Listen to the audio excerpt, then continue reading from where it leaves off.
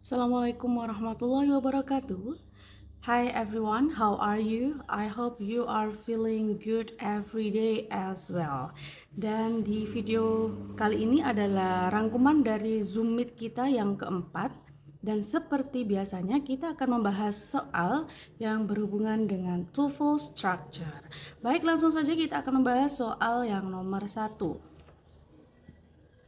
Truman Capote's in Cold Blood is neither journalistically accurate, Ketika kita ingin mengidentifikasi sebuah soal, jadi utamakan kita melihat mana kata kerjanya dulu. Nah, kata kerjanya di sini adalah berupa auxiliary verb yaitu is dan diikuti oleh neither. Nah, neither itu adalah sebuah paralel, bentuk paralel yang mana dia itu wajib ada gandengan. Nah, gandengannya adalah nor.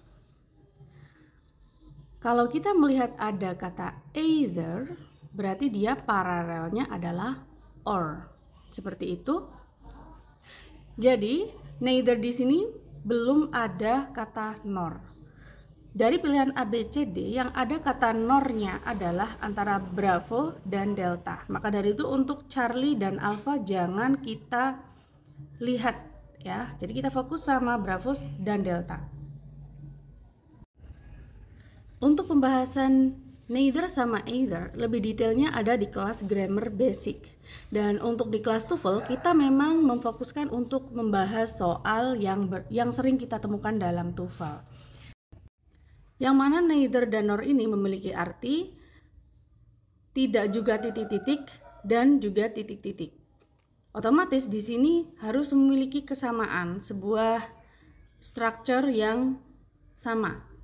Struktur di sini maksudnya adalah susunan yang sama, susunan kata yang sama. Semisal di sini adalah noun, di sini juga noun. Di sini misalnya adjective, di sini juga adjective dan begitu selanjutnya. Dan untuk either juga gitu. Mau titik-titik atau titik-titik seperti itu. Kalau kita contohkan dalam bahasa Indonesia, neither itu adalah dia tidak tampan dan juga tidak kaya. Kalau kita bahasa Inggriskan maka seperti ini, he is neither handsome nor rich. Jadi antar neither sama nor di sini ada susunan yang sama, yaitu handsome adalah sebuah adjektif, rich juga adjektif. Seperti itu. Begitu juga dengan soal di nomor 1 ini. Maka pilihan yang paling tepat adalah journalistically itu adalah sebuah adverb, kemudian accurate itu adalah sebuah adjective. Nah, kalau teman-teman misalnya kebingungan ini disebut adjective, noun, atau verb, maka teman-teman bisa membuka kamus ya. Jadi kuncinya itu kita harus membuka kamus. Berhubung kita di tes TOEFL itu tidak boleh membuka kamus ya. Jadi disarankan teman-teman untuk terbiasa mengerjakan soal. Dan kalau teman-teman ketika misalnya jelasin tentang adjective, adverb, noun itu belum paham, maka saya sarankan untuk mengikuti kelas grammar basic antara Bravo sama Delta, yang mana termasuk susunan yang sama antara adverb dengan adjective. Seperti itu. Jadi setelah nor harusnya ada adverb. Untuk nah ini adalah Misalnya pernah menjelaskan setelah atau sebuah artikel, maka pastikan di situ pasti hadir sebuah kata benda. Maka dari itu sudah jauh dari kata benar karena diikuti oleh kata benda. Dan B sudah pasti salah. Maka dari itu yang benar adalah nor completely fictitious. Untuk completely itu adalah sebuah adverb dan fictitious itu adalah adjective. Dan kalau misalnya teman-teman tidak paham artinya, cukup memahami ciri-ciri dari sebuah adverb. Dan ciri-ciri dari sebuah adverb adalah ketika diakhiri dengan kata li. Dan ciri-ciri dari sebuah adjective adalah biasanya bisa diikuti oleh ous. Karya Truman Capote tidak akurat dalam segi jurnalistik, ya. Jadi dalam segi jurnalistik itu adalah sebuah adjektif, ya, journalistically accurate, tidak akurat, ya. Tidak akuratnya, tidaknya mengikuti siapa? Mengikuti si neither, ya. Tidak akurat dalam segi jurnalistik dan juga, jadi nornya diartikan dan juga tidak. Nah, tidak apa? Tidak adjektif dulu, adverb dulu, dan tidak sepenuhnya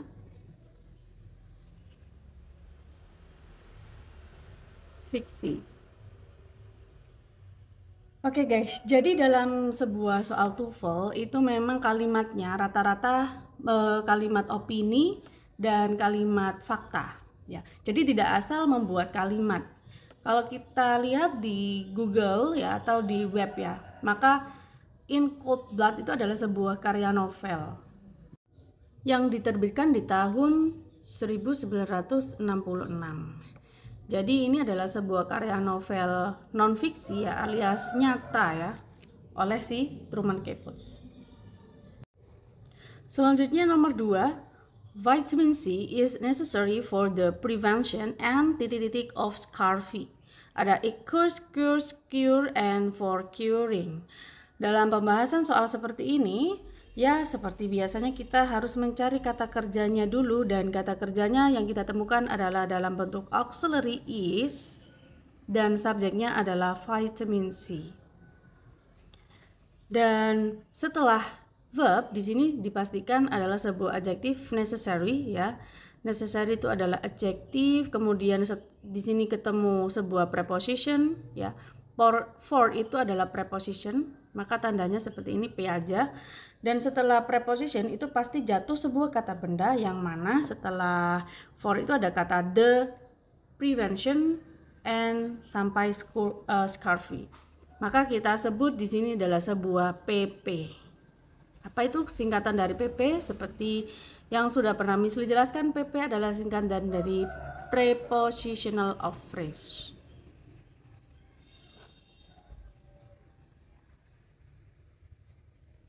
Frase dalam yang diikuti oleh sebuah preposition atau kata depan. Dan di sini ada artikel the, ya. Kita sebut definite article karena definite article itu adalah the, dan setelah the di sini kata bendanya adalah sebuah kata prevention. Ini adalah noun. Maka ketika kita melihat ada kata and itu adalah sebuah bentuk paralel, yang mana and itu menggabungkan bisa antar kalimat, bisa juga antar kata. Berhubung di sini jatuh setelah preposition, maka tidak mungkin di sini menghubungkan antar kalimat, maka antar kata. Dan karena sebelum and itu dalam bentuk kata benda atau noun, maka setelahnya di sini juga noun, dan dicari adalah nounnya. Maka dari itu antara A, B, C, D yang dalam bentuk noun adalah Charlie. Kalau kita melihat di kamus, cure itu bisa juga menjadi verb, bisa juga menjadi noun. Jadi tergantung peletakannya. Kalau misalnya kita membuat sebuah kalimat it cures me, jadi cures di sini sebagai verb, itu menyembuhkanku. Tapi kalau kita melihat di sini cure, ya, jadi dia bisa sebagai noun, cure, prevention and cure. Kalau kita memilih bravo, cure yang ada s-nya, maka dipastikan kalau kata yang ditambahin s, ya, maka dia itu disebut sebuah verb yang singular.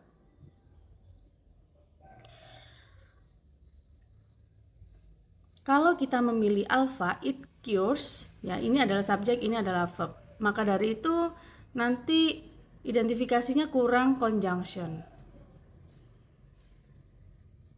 Karena apa? Karena kemunculan sebuah kata kerja seperti itu dan subjek. Kalau kita pilih delta, ini kurang paralel, ya, karena di sini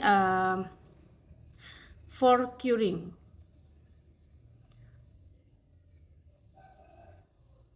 Maka dari itu untuk for curing itu pemilihan yang kurang tepat. Karena setelah for di sini ada kata the, dan sedangkan di sini tidak ada, ya. Otomatis jawabannya adalah tetap cure sebagai noun. Dan untuk artinya adalah vitamin C diperlukan untuk pencegahan dan penyembuhan penyakit kudis ya, of scurvy. Next, lanjut ke nomor 3. A baby's development is influenced by both heredity and titik-titik. Di sini ada kata both ya guys. Ini adalah sebuah bentuk paralel juga. Ketika teman-teman melihat ada kata both, maka setelahnya pasti ada and. Both itu artinya keduanya. Kedua apa? Yaitu titik-titik dan titik-titik. Maka dari itu, sebelum and di sini ada heredity. Heredity itu adalah sebuah kelas kata noun. Maka setelahnya di sini juga noun. Dan noun di sini antara A, B, C, D yang mana? Kalau kita pilih by, maka kurang tepat. Meskipun di sini ada kata by yang seperti mengidentifikasikan sebuah paralel by, tapi di sini by jatuh sebelum kata both. Maka dari itu by salah. Kalau kita pilih bravo, environmentally, ingat tadi kalau ada kata li, berarti dia adalah sebuah adverb. Maka dari itu dia bukanlah kata yang kita inginkan karena atau dibutuhkan ya. Karena dia ini bukan noun. Sedangkan yang dibutuhkan adalah noun. Kalau kita memilih Charlie, the influence itu adalah sebuah noun, of the environment itu juga adalah sebuah noun. Dalam bentuk frasa. Jadi and the influence of the environment. Maka ini adalah noun dalam bentuk frasa. Nah, untuk secara gramatikal, untuk pilihan Charlie itu benar ya. Untuk pilihan Charlie itu benar karena dia dalam bentuk noun yang phrase, jadi nggak apa-apa. Akan tetapi kita harus melihat maknanya dulu di sini, yaitu ada kata is influenced. Jadi dipengaruhi. Sedangkan di sini juga ada kata the influence, maka itu akan menyebabkan kelebihan atau pemborosan kata ya. Jadi mengulang kata, kita anggap saja ini terlalu mengulang kata. Padahal sudah disebutkan di sini ada kata is influenced, maka di sini sebenarnya tidak perlu lagi disebutkan ulang. Maka dari itu pilihan yang paling tepat adalah delta, yaitu environment adalah sebuah noun. Kalau kita terjemahkan dalam bahasa Indonesia, a baby's development, perkembangan seorang bayi is influenced, dipengaruhi oleh both heredity and environment. Faktor keturunan dan lingkungan. Lanjut kita ke nomor 4. Because bone loss occurs earlier in women than the effects of osteoporosis are more apparent in women. Jadi kalau kita terjemahkan dalam bahasa Indonesia, karena pengeroposan tulang terjadi lebih awal pada wanita daripada titik-titik, efek samping dari osteoporosis apparent more. Jadi more apparent itu maksudnya adalah lebih sering muncul pada wanita. Jadi osteoporosis ada hubungannya dengan bone loss. Maka dari itu kita harus melihat di sisi dan itu adalah sebuah paralel yang menghubungkan antar apa dulu di sini ya, antar kata ya, karena di sini sebelum dan ada kata in women. Jadi lebih terjadi lebih awal pada wanita daripada apa? Ya pastinya lawannya wanita pasti laki-laki ya. Yang mana di sini pilihannya juga semuanya sama laki-laki. Maka kita fokus sama pilihannya saja. Di sini ada kata men do, in man, as man, similar to man. Dan kalau kita pilih jawaban similar itu adalah sama. Apakah bisa ketika kita menggabungkan antar perbandingan daripada sama-sama ya, daripada dengan sama, maka itu tidak akan nyambung dan pilihan delta salah. Kalau kita pilih S itu juga sama. S itu artinya adalah seperti, jadi setelah daripada seperti, maka kurang tepat. Dan selanjutnya kalau kita pilih mendu, di sini tidak ada kata kerja sama sekali, yang mana hanya menunjukkan perbandingan antar earlier in women than men do. Apakah boneless itu dibuat dengan sengaja atau tidak sengaja? Karena tidak sengaja, jadi tidak mungkin kita memakai kata do. Maka untuk pilihan alfa juga kurang tepat. Dan yang paling tepat adalah bravo, yaitu in men. Karena membandingkan antar dua kata yang mana preposition plus object, ya, in women dan in men, seperti itu. Lanjut ke nomor 5. Jadi di nomor 5 sampai nomor 10 kita akan menghadapi soal yang mana ada beberapa kata yang di underline dan kita disuruh untuk memilih mana yang kurang tepat atau tidak sesuai dengan kaidah grammar, ya. Nomor 5 langsung kita baca. Fire extinguishers can contain liquefied gas, dry chemicals, or watery. Subjeknya adalah fire extinguishers dan verbnya adalah can contain. Dan verbnya ini dalam bentuk apa? Dalam bentuk modal. Jadi kalau setelah modal pasti verb 1. Jadi setelah modal plus verb 1 itu sudah tepat, contain di sini tidak ada tambahan apapun, maka untuk bravo itu benar. Dan ketika kita melihat verbnya ini dalam bentuk modal plus verb tunggal, plus verb dalam bentuk pertama atau verb bear, maka untuk subjeknya di sini bebas mau singular mau plural itu boleh. Dan di sini kebetulan subjeknya dalam bentuk plural. Jadi boleh-boleh saja, ya.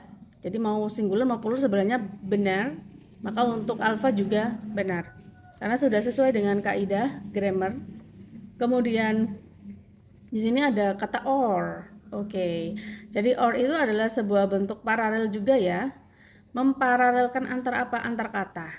Misalnya kalau dalam bahasa Indonesia kita artikan kita pakai bahasa Indonesia, ya. Aku ke pasar beli apa saja, misalnya beli baju, sembako, dan kalau kita pakai tas, ya, misalnya, atau kebutuhan dapur misalnya. Nah, atau di sini itu memparalelkan apa? Memparalelkan antar kata, yaitu kebutuhan dapur sama sembako dan baju juga. Nah, untuk baju itu kata benda, sembako juga kata benda, kebutuhan dapur juga kata benda. Nah, antar or di sini juga harus apa? Misalnya di sini ada sebelum koma, ya, di sini ada koma, 2 koma, maka yang diparalelkan adalah antar koma di sini, ya. Sebelum koma yang pertama ada kata liquefied gas. Liquefied gas adalah gas cair yang mana dia adalah sebuah noun. Dry chemicals, ya, obat-obatan kering, jadi dia juga noun. Kemudian setelah or di sini juga seharusnya noun. Akan tetapi kita melihat ada kata watery, maka itu bukanlah sebuah noun, akan tetapi sebuah adjektif. Maka dari itu kita hapus watery-nya, y-nya dihapus menjadi kata benda water. Dan yang salah adalah yang delta. Oke? Kalau kita misalnya menyalahkan or, kita ganti n, boleh nggak, Miss? Boleh saja, tapi setelahnya di sini tetap watery. Jadi tidak paralel juga, maka tetap yang kita salahkan adalah yang delta. Next, kita lanjut ke nomor 6. The United States Congress consists of both the Senate as well as the House of Representatives. Untuk identifikasi soal seperti ini, maka kita akan melihat kata both, ya. Both itu sangat sensitif, yang mana gandengannya pasti titik-titik and titik-titik. Dan apakah kita menemukan kata and di sini? Tidak ada sama sekali. Maka sudah dipastikan jawabannya adalah delta yang salah, maka as well as diganti menjadi kata and. Dan kalau kita terjemahkan dalam bahasa Indonesia, the US Congress, Kongres Amerika Serikat, consists of. Jadi consists adalah sebuah kata kerja, verb 1 plus s, karena subjeknya ini singular, yaitu the US Congress. maka verbnya juga singular yang mana ditambahin s. Kongres Amerika Serikat terdiri dari apa? Yaitu both the Senate, jadi kedua yaitu Senat, N, dan DPR, the House of Representative. Lanjut ke nomor 7.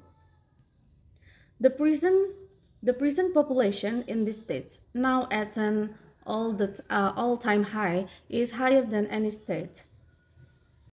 Kalau kita terjemahkan dalam bahasa Indonesia ya, populasi penjara di negara ini now itu sekarang ya, yang mana jatuh setelah koma, maka kita terjemahkan yang sekarang berada pada titik tertinggi sepanjang masa, all time high, tertingginya di sini high, is higher, lebih tinggi daripada any state, lebih tinggi daripada negara lain harusnya. Tapi di sini any, jadi any itu tidak bisa diartikan lain ya, tapi harusnya kurang other. Jadi sudah kelihatan yang salah delta, harusnya ditambahin other gitu ya. Kalau kita lihat di pilihan alpha, population itu adalah sebuah noun, the prison population. Jadi ini adalah sebuah compound noun ya, noun phrase, prison population. Kemudian at, nah setelah at itu pasti sebuah kata benda, dan kata bendanya di sini ditandai dengan adanya kata an all time ya, jadi sudah tepat. Kemudian is higher, setelah is di sini ada sebuah adjektif higher, lebih tinggi, dan daripada. Nah, namanya higher atau comparative degree, maka di situ pasti akan hadir sebuah kata perbandingan yaitu than, daripada. Maka higher di sini juga benar. Yang salah adalah setelah than seharusnya paralel dengan in this state, lawannya adalah other state, bukan any state ya. Next kita ke nomor 8. A well-composed Baroque opera achieves a delicate balance by focusing alternately on the aural, visual, emotional, and philosophy elements. Oke. Ini juga kasusnya sama seperti sebelumnya, yaitu paralel. Yang memparalelkan apa? Yaitu ada kata and. Jadi kita lihat ada kata sebelum and di sini adalah emotional. Itu diakhiri dengan kata al, yang mana dipastikan dia adalah sebuah adjektif. Visual juga diakhiri dengan al, dia juga ciri-ciri dari adjektif. Aural juga adjektif. Dan ketika adjektif di sini berdiri antara koma dan setelahnya ada sebuah noun phrase. Jadi nounnya adalah elements. Maka dari itu, filosofi di sini, kalau kalian bisa membuka kamus sekarang, maka pastikan filosofi itu termasuk kata benda atau kata sifat. Dan ketika membuka kamus pasti di situ keterangannya adalah kata benda atau noun. Maka untuk filosofi seharusnya diganti menjadi sama, philosophical.